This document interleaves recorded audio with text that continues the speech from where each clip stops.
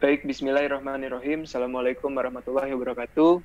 Kami ingin mempresentasikan mengenai proses legislatif, khususnya mengenai kebijakan diskriminatif. Adapun pemateri yaitu ada Davis Billy, Egy Gunawan, saya sendiri Hadi Perwira, kemudian ada Muhammad Farhan dan Muhammad Reza. Boleh di next. Nah, untuk mengetahui hal dasarnya, kita perlu mengetahui dulu apa itu dari definisi kebijakan diskriminatif yang akan dijelaskan oleh Egy Gunawan. Silahkan, Egy. Oke, jadi kebijakan diskriminatif di sini adalah suatu peraturan yang di dalam proses perumusan kebijakan, muatan atau isi kebijakan, serta dampak dan pelaksanaannya melakukan pembatasan, pengucilan yang langsung maupun tidak langsung, pembedaan, pengabaian, pembedaan manusia atas dasar agama, suku, ras, dan etnik, kelompok, golongan, status sosial, status ekonomi, jenis kelamin, bahasa, keyakinan politik yang berakibat pada pengurangan penyimpanan atau penghapusan pengakuan, pelaksanaan, atau penggunaan hak asasi manusia dan kebebasan dasar dalam kehidupan baik itu kehidupan individu maupun kolektif dalam bidang politik, ekonomi, hukum, sosial, budaya, dan aspek kehidupan lainnya.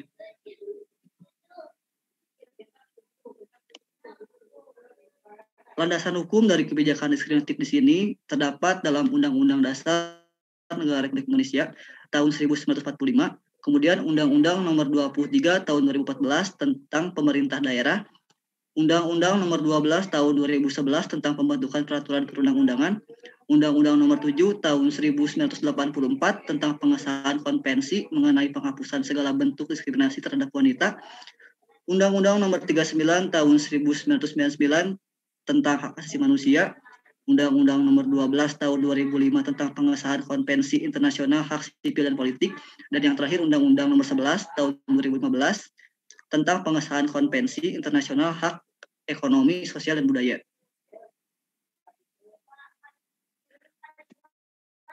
Kemudian yang menjadi kategori kebijakan diskriminasi di sini adalah yaitu yang pertama kriminalisasi, yang kedua kontrol tubuh, kemudian pembatasan hak kebebasan beragama, pengaturan ibadah atau kehidupan beragama, tenaga kerja, dan yang terakhir gender atau jenis kelamin. Dampak umum dari kebijakan diskriminatif ini terbagi atas dasar dua, yaitu defisit kualitas demokrasi dan pengikisan kewibawaan dan kepastian hukum. Untuk defisit kualitas demokrasi, diri dari ketidaksempurnaan mekanisme partisipasi dan akuntabilitas publik, kemudian penyeragaman mayoritas versus minoritas, dan yang terakhir politik pencitraan, politisasi identitas dan agama. Kemudian dalam pengikisan kewibawaan dan kepastian hukum, yaitu pengaturan sia-sia, hukum yang tidak efektif, korupsi dan penyalahgunaan wewenang, serta ketiadaan kepastian hukum.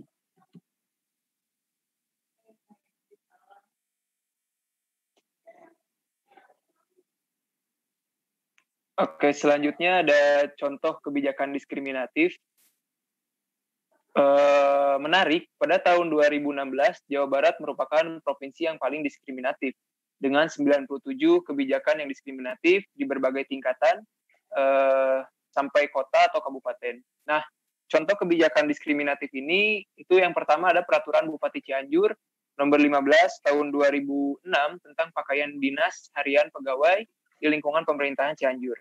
Nah, di mana sih sebenarnya letak diskriminasinya? Nah, diskriminasi di sini adalah bahwa mewajibkan satu jenis busana bagi perempuan berdasarkan identitas keagamaan, sehingga membatasi kesempatan perempuan menikmati hak atas keyakinannya. Yang kedua ada Perda Kabupaten Garut nomor 2 tahun 2008 tentang anti perbuatan zina atau perbuatan maksiat ya. Jadi diskriminasinya di sini itu ada dalam salah satu pasal yang menyebabkan multitafsir, karena di situ ada kalimat patut diduga pada pasalnya, sehingga hal ini sangat bermasalah pada tahapan pelaksanaan, sehingga hukum didasarkan atas dugaan saja gitu, yang dapat berdampak pada tingkatan perbuatan pidana. Kemudian ada Perda Kota Bandung nomor 23 tahun 2012 tentang wajib belajar diniyah. Nah, di sini tingkat diskriminatifnya di sebelah mana? Jadi diskriminatifnya di sini itu pendidikan diniyah adalah pendidikan yang bersifat informal, yang tujuannya kepada mahasiswa atau siswa muslim. Kewajiban ini berdampak pada siswa yang non-muslim. Jadi sebenarnya pemerintah ini bisa dikatakan lupa mungkin bahwa tidak semua masyarakat di kabupaten di Kota Bandung ini itu beragama Islam gitu. Jadi ada hal-hal yang memang tidak menjadi perhatian atau tidak terperhatikan oleh pemerintah Kota Bandung bahwa ada siswa-siswa yang beragama Kristen gitu atau di luar agama Islam. Kemudian ada peraturan daerah nomor 12 tahun 2009 tentang tata nilai kehidupan masyarakat berlandaskan ajaran agama Islam dan norma-norma sosial masyarakat di Kota Tasikmalaya. Nah, jadi diskriminasi pada Perda ini mengatur tata nilai kehidupan berdasarkan pada nilai-nilai atau kaidah dalam suatu agama saja gitu. Padahal ya kembali Indonesia ini tidak hanya beragamakan Islam, tapi banyak sekali agama yang diakui di negara ini. Kemudian ada instruksi Bupati nomor 4 tahun 2004 tentang pemakaian busana muslim bagi siswa dan mahasiswa di Kabupaten Sukabumi. Nah, jadi tingkat diskriminasinya seperti ini. Ada contoh beberapa kasus bahwa ketika siswa atau mahasiswa yang beragama Kristen atau di luar Islam tidak menggunakan pakaian busana muslim, ini menjadi hal yang sangat diskriminatif, di mana siswa atau mahasiswa tersebut mendapatkan perlakuan yang berbeda, seperti diperolok-olokan dan lain sebagainya gitu. Ini mencerminkan diskriminasi.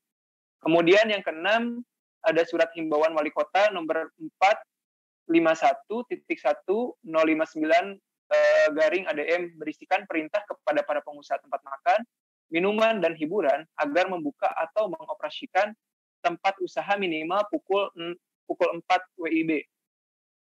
Oke, next.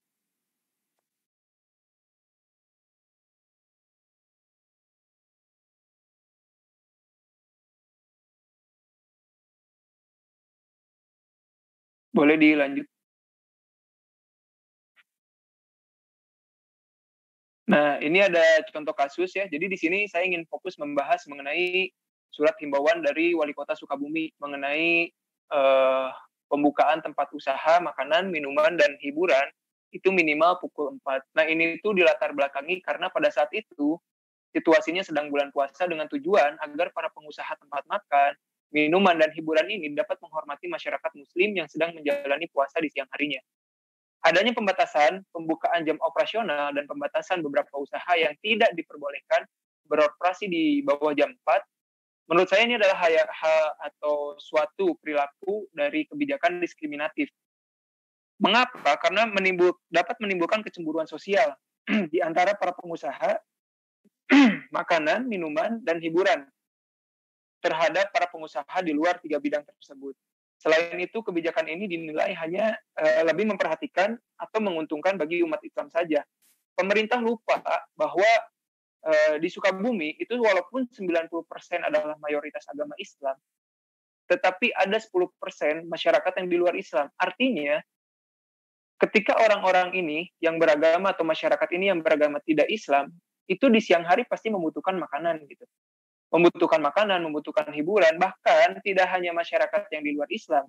Masyarakat yang Islam sendiri pun, itu ada yang tidak puasa, misal perempuan yang sedang haid, lansia, anak-anak, dan sebagainya. Nah, itu tidak diperhatikan.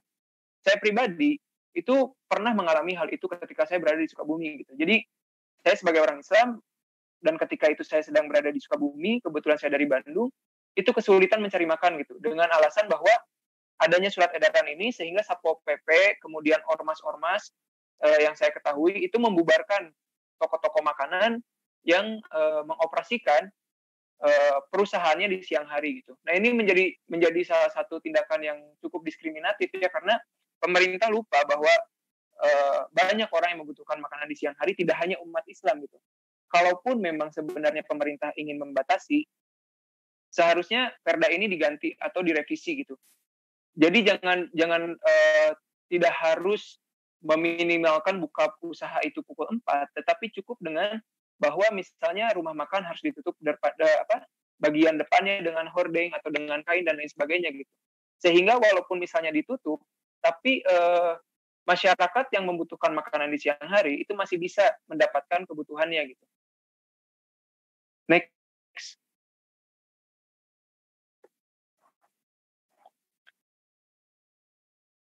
Nah, selanjutnya ini ada upaya mencegah terjadinya kebijakan diskriminatif yang akan dijelaskan oleh Muhammad Farhan. Oke. Dalam sejarah kehidupan manusia, diskriminasi ras dan etnis telah mengakibatkan keresahan, perpecahan, serta kekerasan fisik, mental, dan sosial, yang semua itu merupakan pelanggaran terhadap hak asasi manusia. Untuk mengatasi hal itu, lahirlah Konvensi Internasional tentang penghapusan segala bentuk diskriminasi rasial yang disetujui oleh Perserikatan Bangsa-Bangsa melalui Resolusi Majelis Umum PBB 2106-A XX tanggal 21 Desember 1965. Bangsa Indonesia sebagai anggota PBB telah meratifikasi konvensi tersebut dengan Undang-Undang Nomor 29 Tahun 1999 tentang pengesahan International Convention on the Elimination of All Forms of Racial Discrimination 1965. Konvensi Internasional tentang penghapusan segala bentuk diskriminasi rasial 1965. Selain meratifikasi, Indonesia juga mempunyai Undang-Undang Nomor 39 Tahun 1945 tentang Hak Asasi Manusia. Selanjutnya.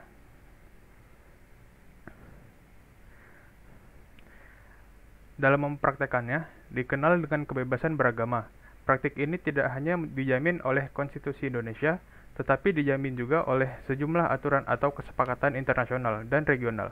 Hal itu misalnya ditunjukkan selain pada Undang-Undang 1945 Pasal 29 Ayat 2 yang berbunyi, negara menjamin kemerdekaan tiap-tiap penduduk untuk memeluk agamanya masing-masing dan untuk beribadat menurut agamanya dan kepercayaannya itu.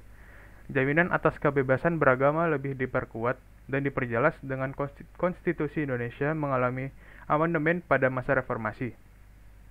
Hak beragama dalam Undang-Undang 1945 telah diamandemen, dimasukkan ke dalam 7 jenis hak asasi manusia yang tidak bisa dikurangi bahkan dihilangkan dalam keadaan apapun. Pasal 28 I ayat 1 Undang-Undang 1945 berbunyi, hak untuk hidup, hak untuk tidak disiksa, hak kemerdekaan pikiran dan hati nurani, hak beragama, hak untuk tidak diperbudak, hak untuk diakui sebagai pribadi di hadapan hukum, dan hak untuk tidak dituntut atas dasar hukum yang berlaku surut, adalah hak asasi manusia yang tidak dapat dikurangi dalam bentuk apapun. Next.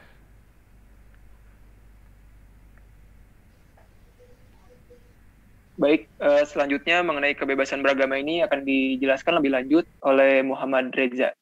Silakan. Baik, terima kasih moderator. Kebebasan beragama hanya akan berjalan ketika pandangan dan sikap toleran lebih mengedepan. Secara konseptual, seseorang atau sekelompok orang disebut toleran bila ia memiliki sikap atau pandangan sebagai berikut. Yang pertama, membolehkan orang lain secara bebas menganut kepercayaan atau agama yang berbeda. Yang kedua, membolehkan orang lain secara bebas merubah atau mengganti agamanya. Yang ketiga, membolehkan orang lain mempraktekkan agama atau kepercayaannya sendiri dalam batas-batas yang bisa dimengerti secara nalar. Dan selanjutnya, menolak diskriminasi dalam pekerjaan, pelayanan, dan lain-lain atas dasar agama yang dianut oleh seseorang. Yang selanjutnya, bisa menerima para penganut agama yang menganggap agama mereka yang benar. Dan yang terakhir, melakukan upaya-upaya wajar untuk mengakomodir kebutuhan keagamaan orang lain.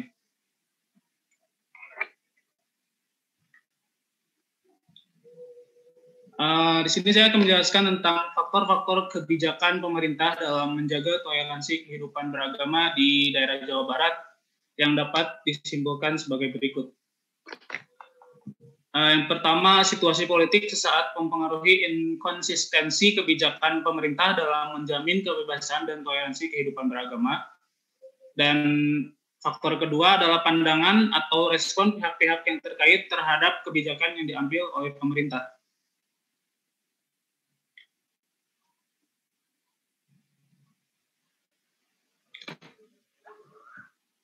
Negara sebenarnya dalam batas tertentu telah berusaha mewujudkan kebebasan dan toleransi kehidupan beragama di Indonesia.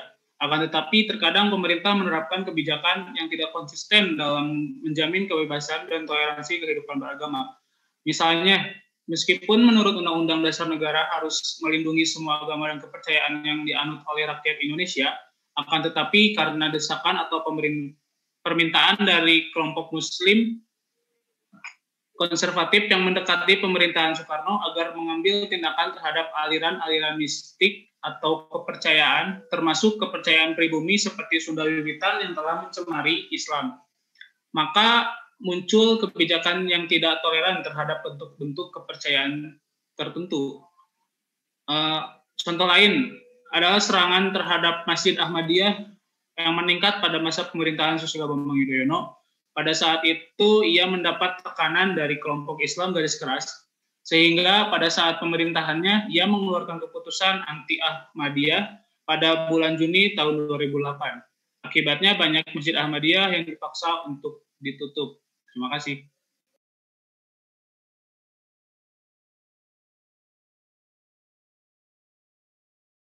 Baik, selanjutnya itu ada beberapa strategi atau tindakan lain untuk mengatasi kebijakan diskriminatif yang akan dijelaskan oleh Davis Billy. Dipersilahkan Billy. Baik, terima kasih moderator. Yang pertama itu ada tindakan protektif.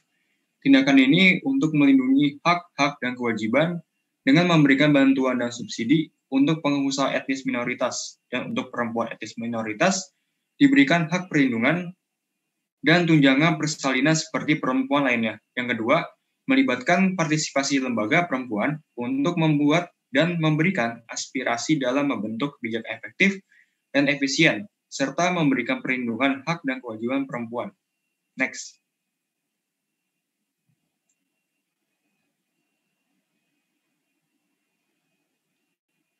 Yang ketiga, untuk lembaga perempuan dan anak melakukan pengawasan yang ketat dan mendampingi pemerintah untuk mengupayakan lahirnya kebijakan yang kondusif, di mana kebijakan ini berpihak kepada kepentingan perlindungan. Yang keempat, tindakan untuk menghapus dampak dari diskriminasi di masa sekarang, masa lalu, agar memberikan kebermanfaatan dan keadilan untuk masyarakat. Pemberian bantuan pendidikan khusus untuk pelajar dari kaum minoritas, kuota dari lapangan pekerjaan untuk kaum minoritas, dan rekrutmen sipil. Yang kelima, tidak membandingkan perempuan dan laki-laki, disetarakan karena memiliki tujuan yang sama, ingin mencapai tujuan, keadilan, kesejahteraan, dan kebahagiaan. Dan next, menghapus diskriminasi terhadap masyarakat, adat, dan etnis minoritas dalam mengakses pekerjaan berupa memerangi pandangan ataupun stigma yang berkaitan dengan kaum minoritas dan kelompok-kelompok beragama atau adat, memberikan akses keadilan pendidikan untuk anak perempuan dan laki-laki dari kelompok agama lain. Next.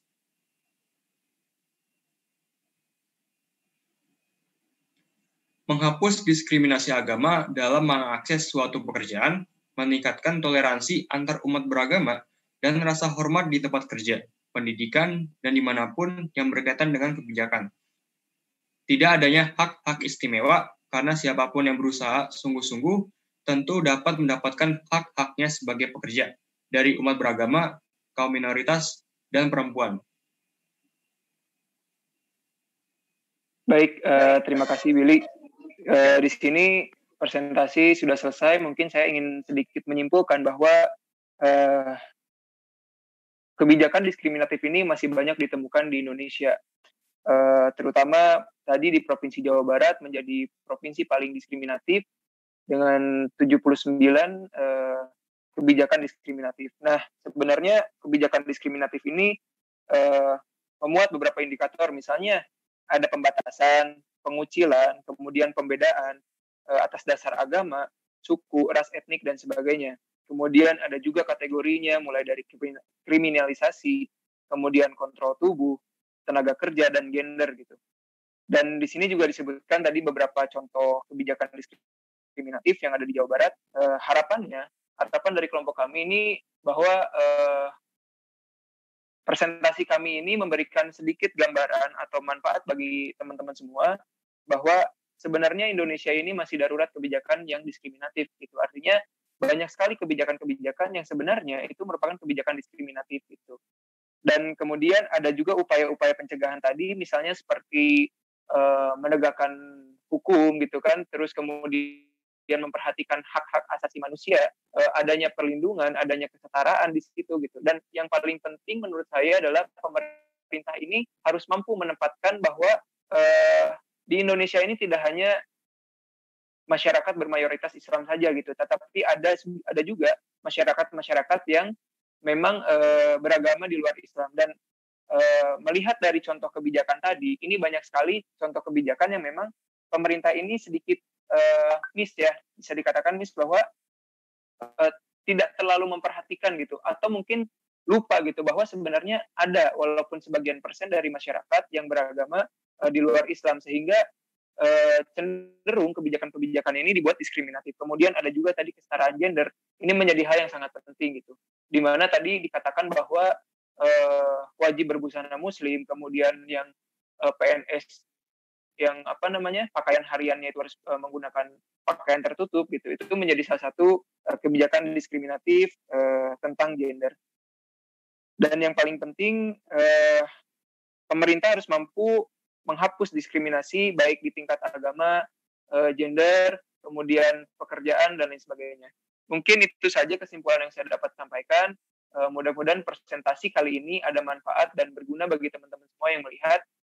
Akhir kata saya tutup. Assalamualaikum warahmatullahi wabarakatuh.